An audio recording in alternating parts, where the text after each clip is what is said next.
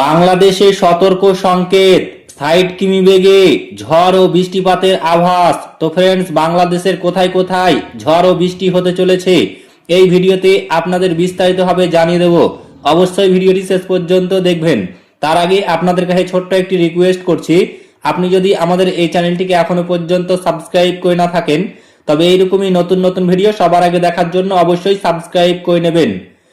আবহাওয়া অধিদপ্তর জানিয়েছে, দেশের ৩টি অঞ্চলের ওপর দিয়ে সর্বোচ্চ ৬০ কিলোমিটার বেগে ঝড় ও বজ্র সহ বৃষ্টিপাত হতে পারে।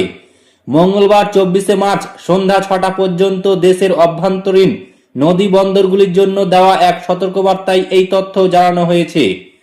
সতর্কবার্তায় বলা হয়েছে, রংপুর, দিনাজপুর ও ময়মনসিংহ অঞ্চলের উপর দিয়ে পশ্চিম অথবা উত্তর পশ্চিম দিক থেকে ঘন্টায় ৪৫ থেকে ৬০ কিলোমিটার বেগে অস্থায়ীভাবে দমকা অথবা ঝড়ো হাওয়া বয়ে যেতে পারে।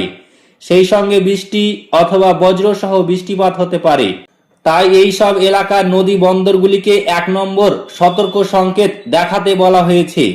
এইদিকে সকাল ৯টা থেকে পরবর্তী ১২০ ঘন্টার আবহাওয়ার পূর্বাভাসে বলা হয়েছে, লঘুচাপের বর্ধিতাংশ পশ্চিমবঙ্গ ও তৎসংলগ্ন এলাকায় অবস্থান করছে। মৌসুমের স্বাভাবিক লঘুচাপ দক্ষিণ বঙ্গোপসাগরে অবস্থান করেছে।